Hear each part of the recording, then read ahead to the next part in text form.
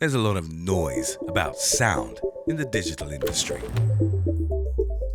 From re-imaging jingles into sonic IDs, When the beat drops. to re-engineering songs for TikTok virality.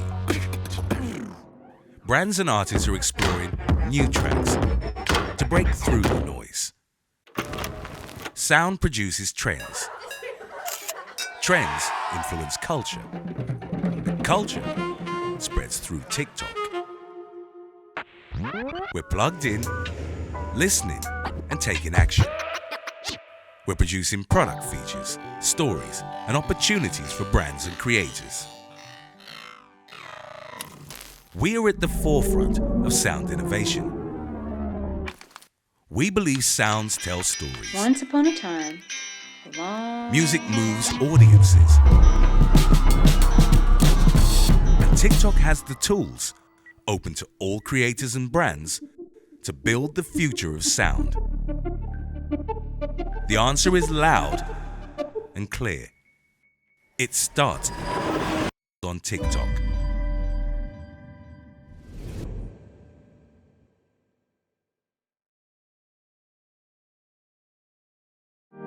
There's a lot of noise in the digital advertising industry right now.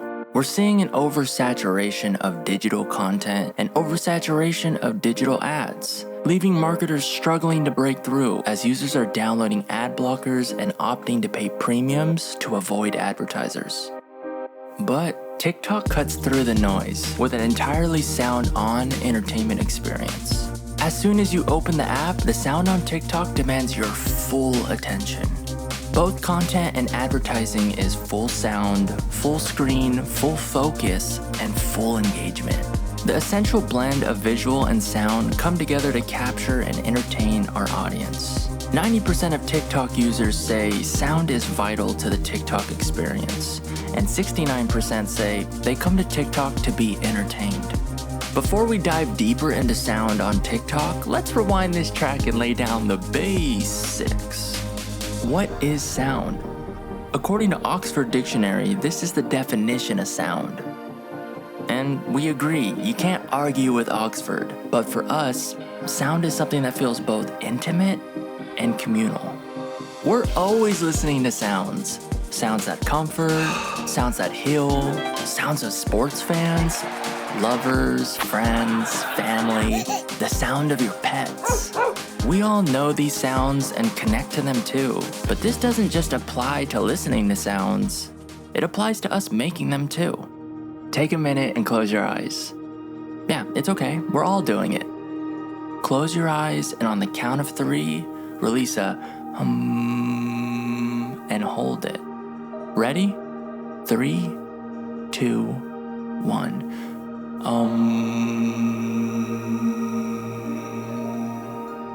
Listen to how we automatically harmonize with one another as we listen to the group and adjust our tone accordingly. In this room, with this single note, we are creating unity. Feel free to open your eyes. This harmony is natural. This is how we feel sound through connection and community. This approach to sound is nothing new. Advertisers have been doing it for centuries and brands have been doing it for decades. Wheaties jingle has the honor of being the first ever jingle to broadcast on US radio. The jingle was originally intended for just the Minneapolis market.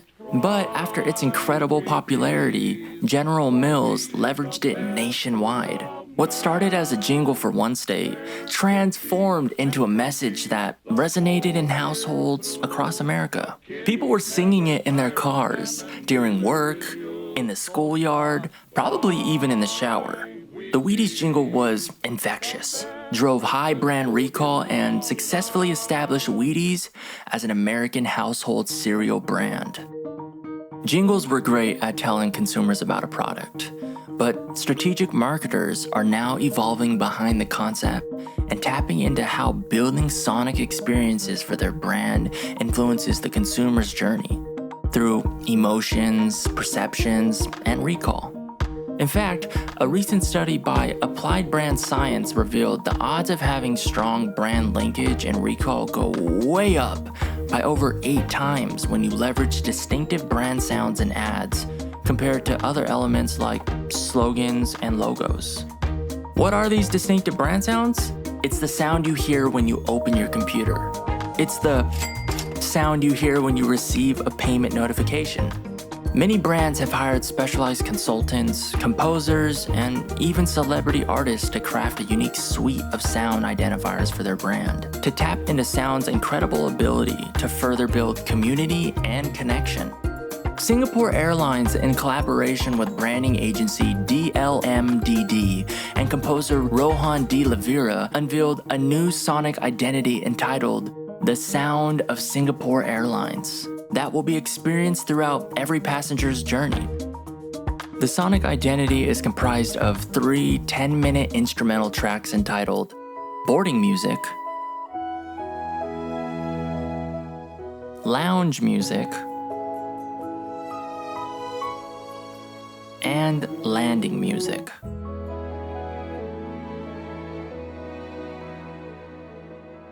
We've seen a similar evolution in the digital industry as well, accelerated during safer at-home orders in 2020, forcing all of us to find new ways to connect and build community.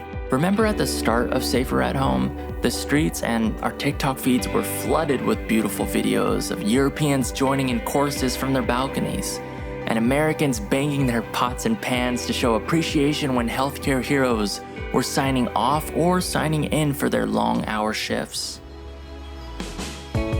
TikTok has had extraordinary growth. It saw user activity nearly double in the last year, while the competitive set grew by just 11%.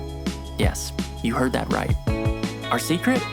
TikTok has always been a sound-first experience. Our platform is built for connection and community through sound. It helps deliver information, evoke emotional responses, and emphasizes what's on the screen. It's what immerses people and keeps them scrolling for hours. It's okay, we've all been there. Let's dive into the world of Chipotle. We all love a good cheese pull. But wait, can we turn this up? All right, let's try that again. Wow! See how the sound on TikTok unlocks a whole new flavor of enthusiasm? With sound, we're invited into an immersive eating experience with Chipotle's brand persona front and center. We can't ignore the trends. They are the pinnacle of sound. They sometimes start as a simple voiceover, where others take shape in a snazzy recording studio. Some of y'all be like, I hate my life because nobody loved me. Oh, so I'm a nobody now. I'm a nobody. Now, shut up, because I love you. Next up, narration. It's New York City, the land of knowing your neighbors not because you hang out, but because the walls are incredibly thin. Ooh, it's me. It allows users to follow the happenings of a video or add in relevant voiceover. It's a master storytelling tool. And one of the biggest beats? Music. TikTok became the go-to place to discover new songs, artists, and dance trends. And it's not slowing down. And then in April, I put out this song called Figure It Out, which is playing right now. Shout out. And it also went viral on TikTok. I signed with these agents, and now I'm gonna do my own tour when that comes back. 50% of TikTok users say music makes content more uplifting, energizing, and entertaining. Plus, 77% of TikTok creators have used music in their videos. And over 80% of our audience share they discover new artists on TikTok. Sounds tell stories, music moves audiences, and TikTok has the tools open to all creators and brands to build the future of sound. So I have to ask, do I have your attention?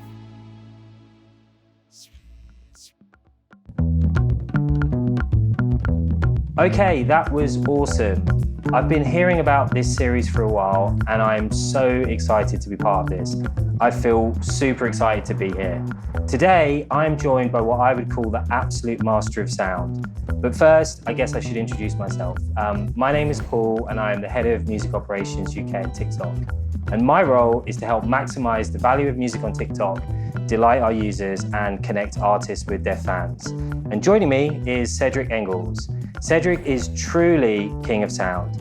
He's launched his own EPs, been on stage delivering a fascinating TED Talk, wrote his own book called The Power of Sound, and even co-founded Sonhouse to focus on the creation of sound identities in an international context.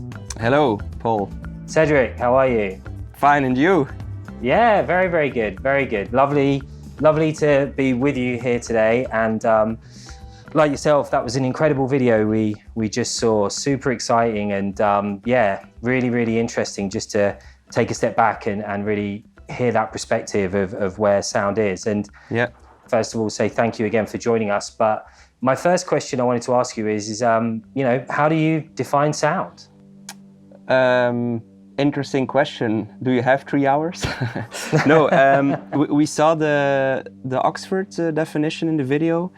And in the end, sound is vibration. It's frequencies moving at a speed of 343 meters per second. And the thing is, we are surrounded by sounds. We all live in this acoustic landscape. But the point is, we can't see sound, so we underestimate the impact. Although we have a very early connection with sound. When we were in our mother's womb, I don't know, Paul, can you guess what is the very first sound that you ever heard as a fetus? Disco or hip hop or something? I don't know, what is it? Well, it could be considered as hip hop, but actually it was the mother heartbeat. So that's the very first sound that you heard. Your eyes were closed, but your ears were already open during the 18th week. So I found it really fascinating that it's the first impression you have with sound. And I guess that must just forge such a strong emotion between you and sound that you just is not going to be replicated by the other senses. True, because the connection is so early. We're not even born yet, and we already experience sound. We're just hearing, so hearing is in a passive way with our ears. And once we're born, we're actually listening in an active way with our brain. So then there's a difference once we're born. That's so cool. That's incredible. And so I guess the next logical question to ask you is what is the difference between sound and music, in your opinion? Well, this could be considered as a philosophic question, let's say, but I think every piece of music is sound, but not every piece of sound is music. So to me personally, the subjective difference, to me music is sounds and emotions organized in time. So this definition is rather subjective. As to some people, maybe the sound of the sea or the sound of construction works might be categorized as music. And for other people, a song by, for example, acts like Merzbow or Aphex Twin might be defined as sound because there is a lack of structure, the music is too abstract for them. That's so amazing. I mean, and what's fascinating to me is, a lot of artists who create on TikTok are, I see so frequently trying to push, their influences of what sounds create their music, and an example of that could be someone like Nina Nesbitt, who literally, to your point, takes inspiration from, walking through a park, or, you have an amazing French dance actor, Offenbach, and they're always playing around in the house and trying to find like different sounds that they can then compose into something musical to deliver that emotion. It's so interesting. Totally, and also what TikTok offers is the ability to add voice, and to me, that third part could have been part of your question as well. So you have sound, music, and voice. So the strength of narration as well. We all know Martin Luther King, his famous words, I have a dream. There's a certain tonality, a certain phrasing. That's also why a lot of DJs use these words in songs. And that's why I think a lot of people on TikTok use voice. Yeah. It's a part of sound and music. It can be musical as well. I think it's so true. And I think, when one thinks of like the grammar of TikTok, there's certain things that, help a creator deliver their message quicker. It's like the shorthand, so to speak. And that could be an effect, or it could be a particular camera angle or transition. But it's so interesting, you're right, like just as important to that as sound can be an amazing way to shortcut and just, you know, it's almost shorthand, and it's a universally understood way of, I want to communicate this message, which is really, really interesting. Yeah, I agree. And to that point, like, you know, in your opinion, how is sound core to our experience, and how do we engage with sound? Well, actually, sound has an impact on our body. So right now, I'm touching you. Might sound strange, but I'm producing frequencies, so I'm touching your ears. So in that sense, your brain translates these frequencies. So even deaf people can connect with sound because they can feel sounds. And our brain even predicts music. So when we're listening to music, like on a TikTok video, our brain is predicting the music by a few milliseconds. So this gives us the feeling that we're actually making and producing the music ourselves. Wow. And this gives like a feeling of happiness. And if we are listening to music, our body produces dopamine. It's a hormone that gives us a feeling of happiness. That's also the reason why we tend to listen to music while we're running. Then we feel more happy and not sad because we're doing this run again that we don't want to do. But I think the most important thing, how we engage with sound, is emotion. Sound, music is emotion. And that's why we love the videos on TikTok, because they're full of emotion. And again, even with our eyes closed and our ears open, we would experience all these emotions with sound, music, and voice. And with that in mind, like, you know, what's an example that jumps to mind for you of a sound that brings different communities together? I'm a big fan of Kevin Parker. He's the brain behind Tame Impala. And I remember when he was posting this image on Instagram saying that his track, The Less I Know The Better, got platinum. But actually, this was due to the fact that this track went viral on TikTok, I mean. So he reached another audience, and yeah, his song like got a second life, let's say. Yeah. And I think that's beautiful. We have the classical media, let's say, radio and television and concerts, but then suddenly there's also TikTok as a medium to spread the love and the music. Yeah, it's so true. It's so true. Like we recently, you know, we worked with ABBA recently, you know, and their team. They joined TikTok a couple of weeks ago, and you know, it is incredible to you know, work with an artist like ABBA, but also just to see how universal their music is, both in terms of two things. One, in terms of how it kind of inspires, you know, people to create and gravitate around that music, but then also how it kind of brings people together. Like Chiquitita has become, you know, a kind of, you know, a key go-to piece of music on the platform, and it just evokes that sense of community in a really, really powerful way. So it's really interesting to hear those other examples you referenced as well. And you know, what would you say is the artistry behind sound and music, and what is it that you think that really does drive that recall and recognition? I think in general, the methodology and let's say the discipline of sonic branding has been evolving quite strongly over the past years.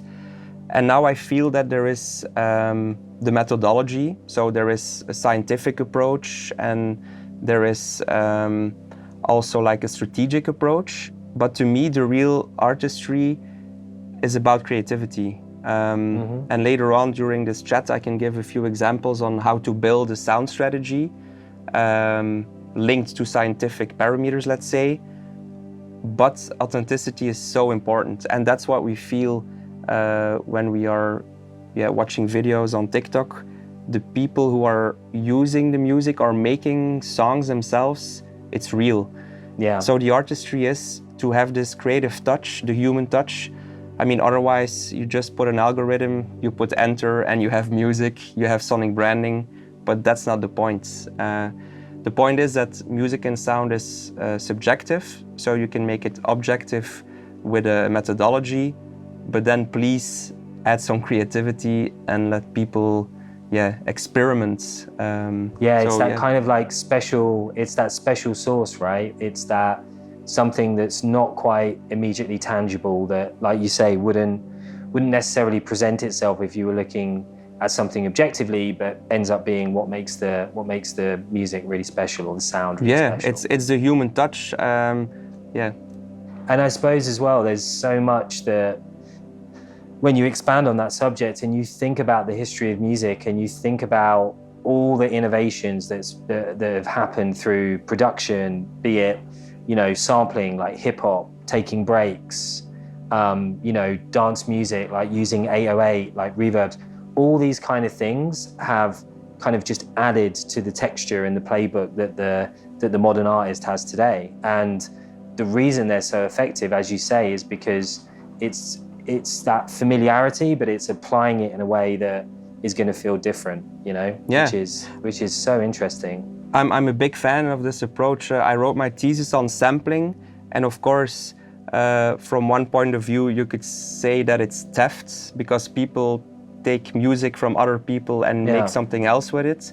But I don't agree. I think on the other hand, it's culture that keeps on evolving, and hip hop, urban music wouldn't exist without sampling. And I think it's great that artists can inspire each other. It's like postmodernism, recycling, collage style. So I think it's important that people can build on the work of previous artists.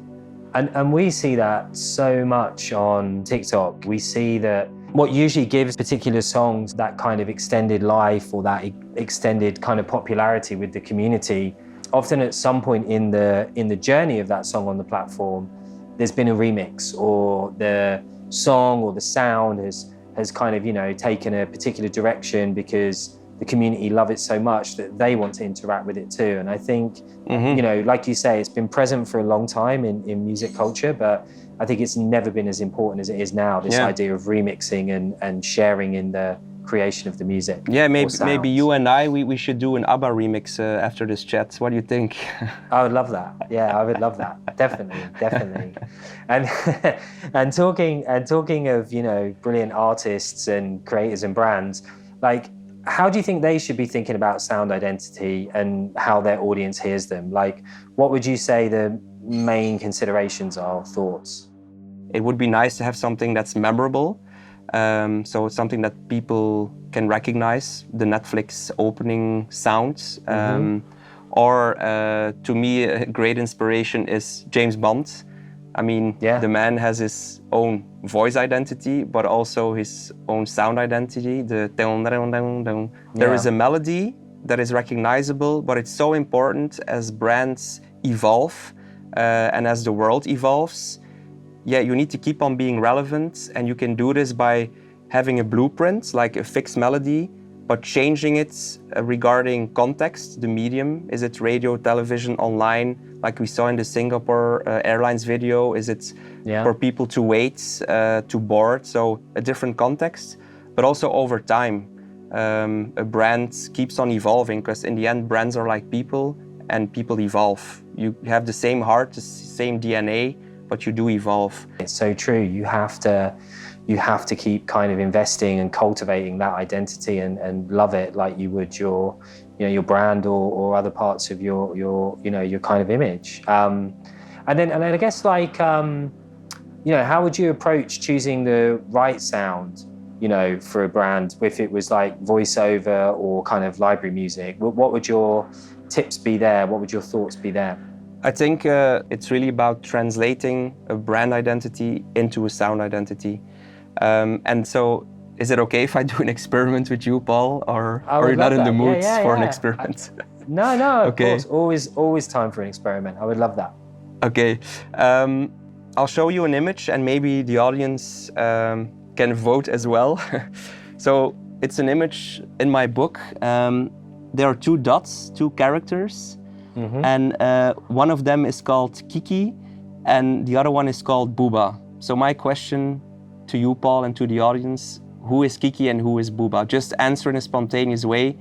Is Kiki on the left or on the right? So Kiki is kind of like the explosion, and Booba is the sort of starfish, standing up, walking along. And that's how I'm seeing those two images, by the way. Okay, and exciting. And can you maybe explain to me why you think it's that way? So like, honestly, like I thought Kiki, because when I saw like the shape of the image, this is just literally me off the top of my head, but Kiki kind of felt more edgy and Booba felt more kind of movement, you know? Okay, so this experiment was done for the first time in 1929 by scientists, psychologist called Köhler. It was repeated many times after him. And he proved that, together with the other experiments, that more than 95% of all people gave the right answer. I mean, there is no right or wrong. Mm-hmm. Paul, I must say, you gave the right answer. Yay! I'm exactly the same as 95% of people. Yeah, I don't know if that's true, but... I don't know if that's good or bad. No, but the thing is, there is this link between sound and vision. They do relate, and Kiki is the spiky object. So spiky object, spiky sound, Kiki, and Booba is round object and a round sound. This experiment shows that there is this universal link between sound and vision. So to answer your question, if people want to translate their brand identity into sound identity, it's really important to consider the visual identity and use this as a fundament to translate into sound. I mean, incredible, really awesome experiment. Thanks, Cedric, for sharing that with us. It's super cool. Cool. And maybe, as a takeaway, it's important to know that you can close your eyes, but you can't close your ears. So that's the whole thing, that's the whole point. We'll always be able to hear sound. Absolutely. Certainly on a personal level, like, sound and TikTok is so beautifully connected, and so to hear kind of some of the science behind it with you today as well is really, really awesome. And you know, sound is evolving, and TikTok is really at the evolution and at the forefront of what's happening there. We'll continue to dive into sound with events and fireside chats like this, and I just urge you all to follow along as we roll out the Evolution of Sound series. We continue to dive deeper into these topics. And finally, I just want to say, you know, thanks everyone for joining us. And Cedric, thank you so much. No, pleasure. Let's go to the pub and make that ABBA remix right now. I love that. Let's do it. Okay, thanks for having me. Thank you so much. Bye. Take care, man. See you later. Bye. Bye. Cheers.